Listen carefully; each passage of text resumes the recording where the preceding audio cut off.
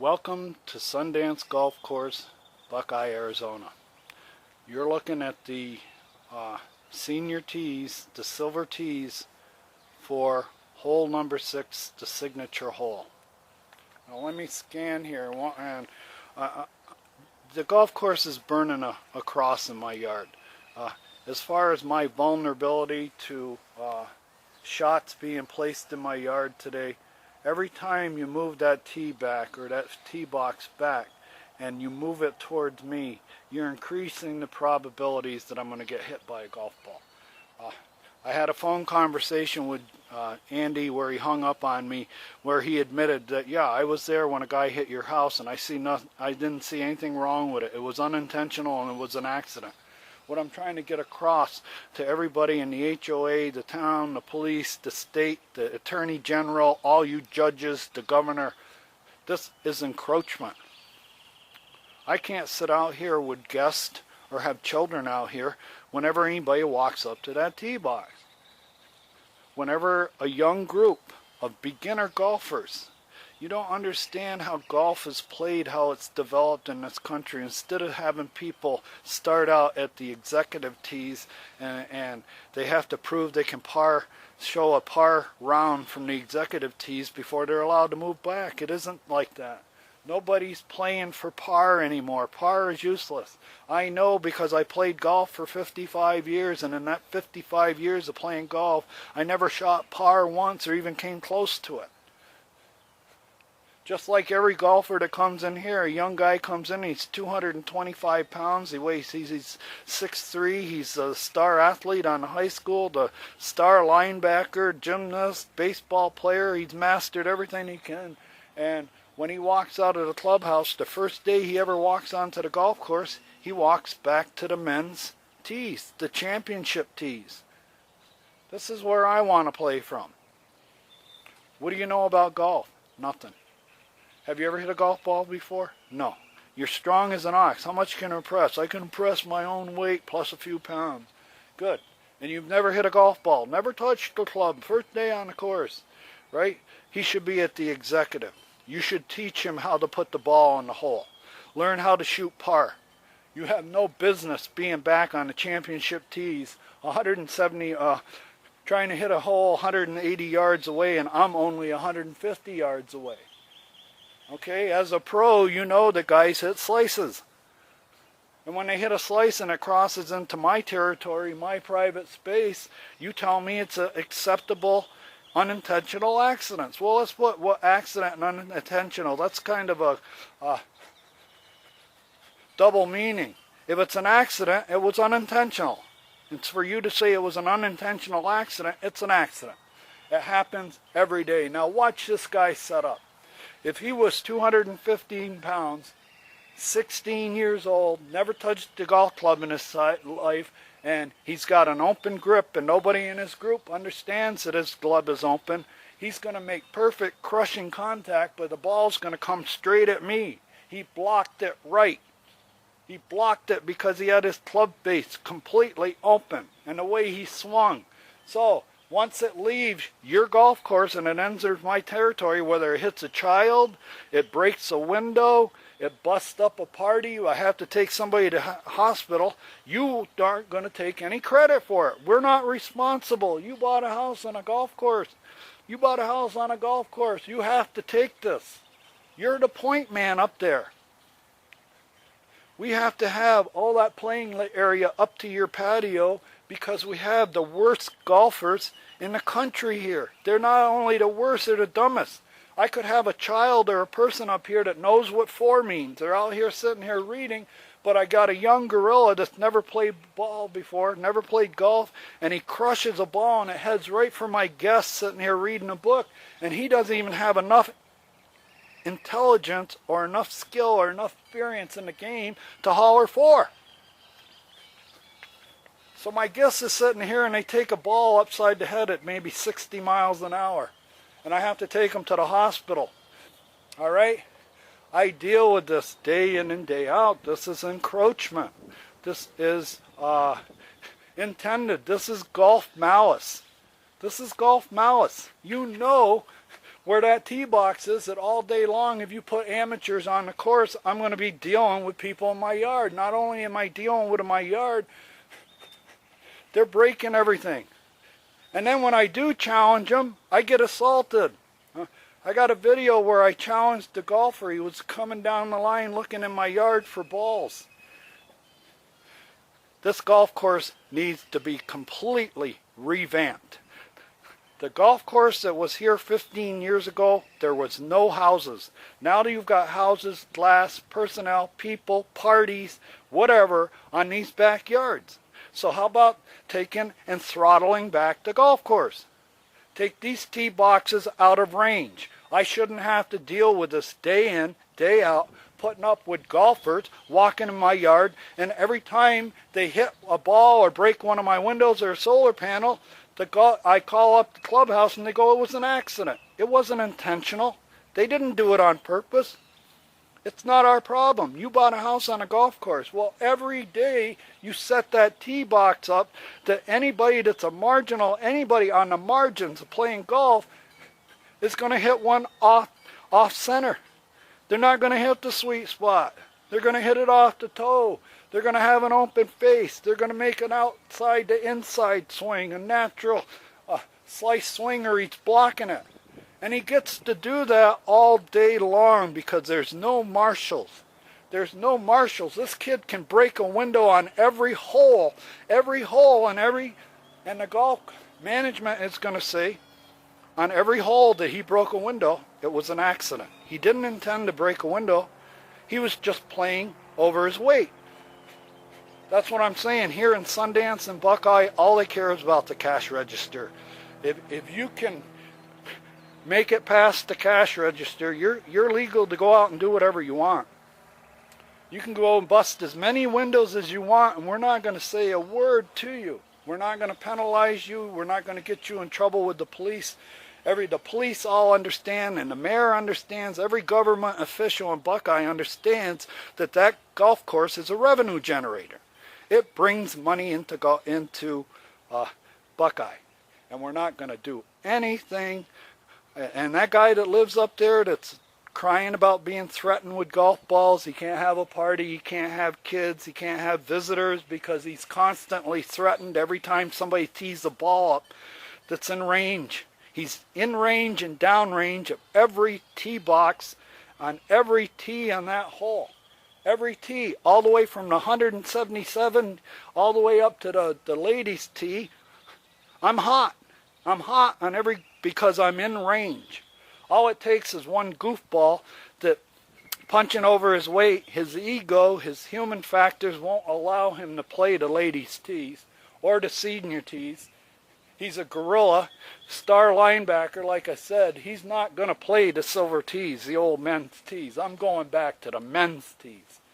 Never touched a golf club in his life, and he's playing the men's tees. This is what goes on. And, like I said, there's no marshal. There's no marshal. You won't see a marshal. The inmates run the asylum here. Every hole, the tee boxes within range of houses, and they let anybody decide what tee boxes they want to play. He's got the shittiest game. He goes to the driving range, he only hits 3 balls straight all day, and he goes back and he tries to play the championship tee boxes with his buddies. He's got too much ego. The human factor kicks in. I got too much ego. Now, I'm going to leave this camera here just like this to record. I'm going to set another one up. But this spiel right now I want to show you where they put the pin. Where they put the pin. All right.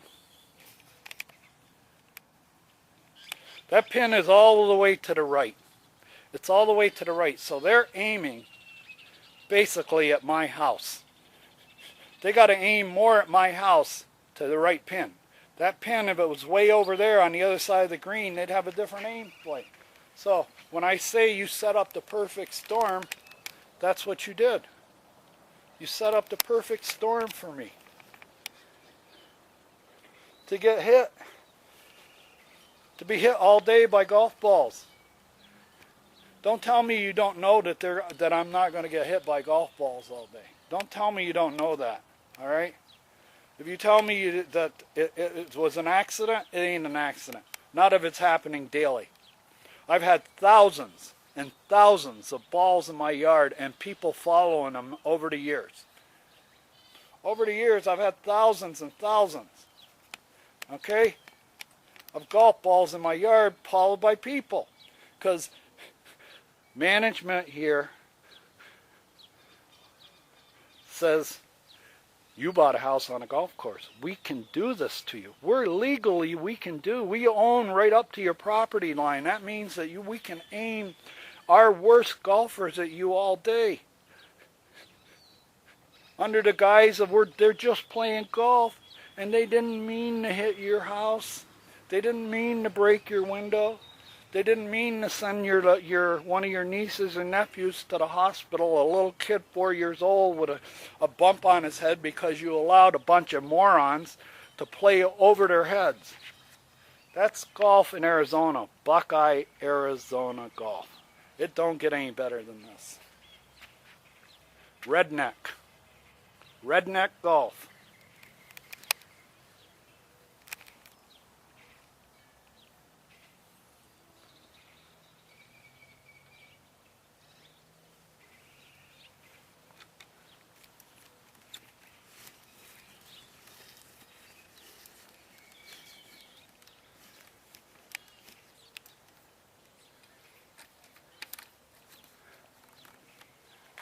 And the scariest thing is what you're seeing right now.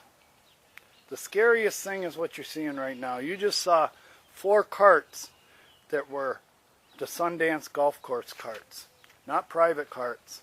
So these are people that are going to be new. Maybe never even played here before. Maybe their first round here. Never played golf. They're not golfers like in the morning on the week. So everyone's there, and you're going to see guys taking shots. But I've been up here 15 years. Every time I complain about this, they say, why don't you leave? Why don't you move? If you don't like the way the golf course and the neighborhood is set up, why don't you leave? You bought a house on a golf course. You have to deal with this. I shouldn't have to deal with it. This is improper. This is imprudent golf. This is targeting malice. This is golf malice. Okay? You're thugs. You refuse to fix this because it's going to cost you some money. Plus, you're going to lose an argument. It's a pissing contest. It's a pissing contest between you and me. I'm saying this is dangerous, and you're saying nothing to worry about. The reason you say nothing to worry about is when it breaks my window, it doesn't cost you anything. When you start paying for windows, maybe you'll start changing this course. This is bullshit. I deal with it for 15 years. I've had to live. And I want to let everybody know in the country, this is what patio golf in Arizona is all about. If you get on their bad side for any reason, you find anything wrong with the neighborhood or anything that's out of place like I did, you're going to be targeted. And everybody, the people that run the golf course, are silent. They're shadow managers. They're shadow managers. They're not on the board. They're not on this. They're not on that. They're just guys that are calling the shots from the shadows. And they're telling Andy to set this course up until that guy moves. You keep setting that tee box up every day. And try to tell me how it makes me feel, how it makes my mood feel when I get up and I see the pin all the way to the right, and then you move all the tee boxes as far as you can get them toward me. This is bullshit. You're targeting me. This is encroachment. This is a plan. This is a planned event. We know we got the shittiest golfers in the world here. They're ignorant. We're ignorant. Not only are we ignorant, but we're arrogant. We're not going to fix this. Too bad. It's a pissing match between the people who live here and the people who own the golf course. And the golf course is a revenue generator. It's a business. It's essential. It's essential. When golf gets the name essential, it moves right to the top of the priority. And that's why the mayor, Craig Eustace, anybody on the board, the directors, and especially Andy. Andy is going to lose an argument. He's going to lose face if he starts moving this. And I know why it's back there, because all the Midwest crew, the guys from the Midwest that are in here for the summer now, they want to know why that tee box isn't back on the corner every day like they used to have it. They don't like hitting over the water. They don't like hitting a ball in the water. They want that tee box so they can run the ball and bail out right. They can bail out up on this hill. They can play bumper golf. If we're far enough right, we can play the hill up there. We don't have to worry about the water. This is bullshit. You're amateur. You're so... it's too obvious to ignore that you're willfully and ignorantly targeting me every day. For you not to know that I'm going to have golf balls in my yard all day long from that spot where the worst golfers... beginner golfers. I have to see guys giving instruction. You got a beginner giving another beginner instruction, right? The guy giving instruction, this is the second day he's ever played golf. The other guy he's giving instruction to, his buddy, is his first day out here.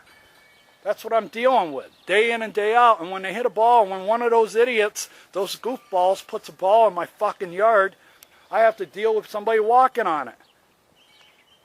And if I challenge them, I get in trouble with the police. Next thing you know, I'm being charged for assault because I told the golfer to stay off my yard, and he didn't. He walked on my yard anyway. That's because the clubhouse doesn't draw any distinctions. If I call the police for somebody trespassing, I have to go through the whole rigmarole, having a policeman come over here for an hour, ask me all kinds of questions, instead of going right to the clubhouse and saying, cart number so-and-so trespassed. Where are they? No. He comes out here and he waits to go through this bureaucratic bullshit of putting me on the spot, making me the enemy of the golf course. He's got now a video of me telling the police department and everybody in Buckeye how fucked up this golf course is. All right? How screwed up it is. And people don't like it. When they get that video downtown and the mayor and everybody's looking at this video and they go, Jesus Christ. You know, we got to get rid of that guy up there. Keep the pressure on. Maybe he'll get in a fight with somebody and get arrested. We can lock him up for 6 months or a year. He's got a record. We've run a record on him now.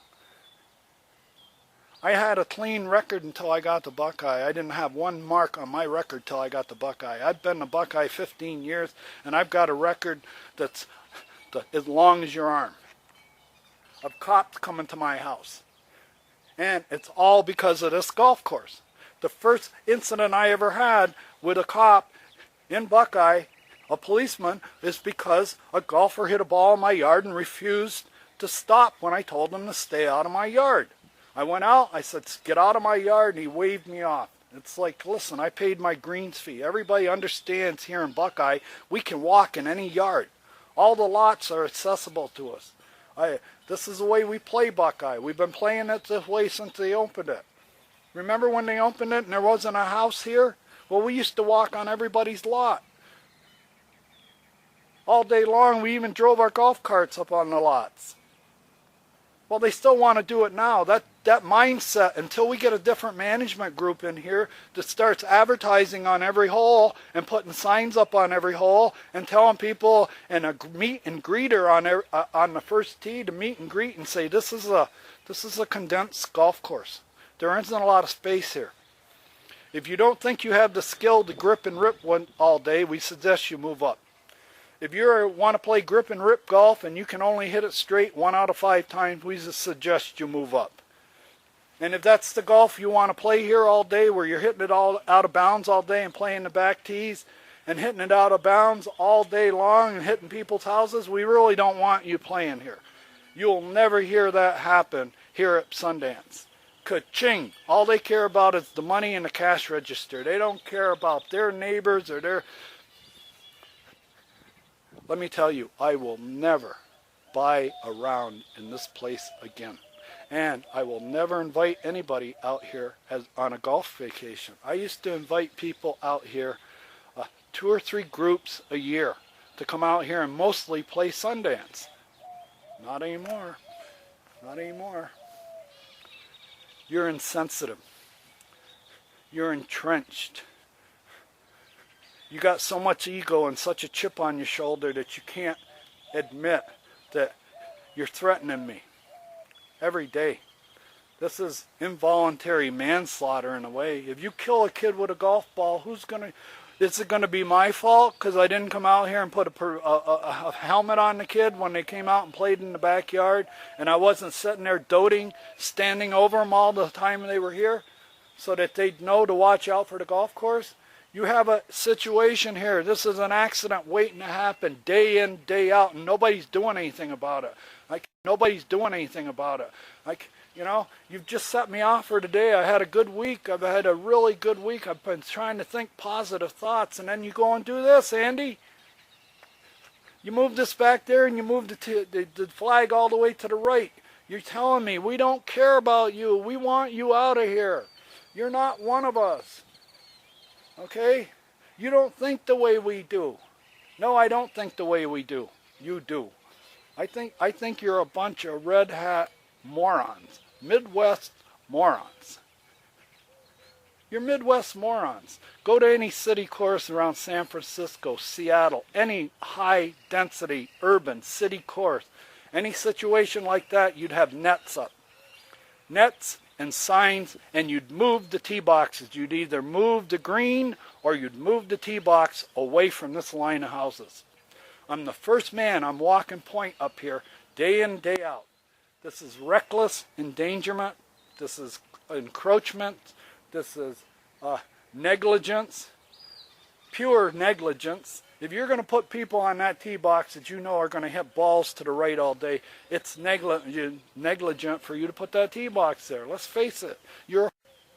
That's the only way I can describe you guys from the Midwest. You guys don't get it. You're wearing your red hats. You're cheering for Trump. You think he's the greatest thing. Everybody that wears a red hat for Trump, you got the YS chromosome or the WS chromosome. You know what the W chromosome is? The white supremacy chromosome. You all believe that whites are superior to any other race, that we're the top. Until you get that out of your head. And you're following right behind Trump. And you finally got a president now that believes the same way. That everybody but white people with blue eyes and who are not from Northern Europe we're expendable DNA. And that's what you're saying right now when you put that tee box there. His houses, his safety, his children, his guests, his solar panels, his windows are all expendable. We're not going to do anything. We would lose face. Do you understand how we're going to lose face if we let this guy win up there? If we start moving the tee boxes around to make this course safe, we're going to lose face. We're golf. We're the 900-pound gorilla in the room. We don't back down. We're the biggest unregulated industry in the state next to HOAs. The two biggest unregulated industries in the state, HOAs and golf courses. And when you get them together, boy, have you got something.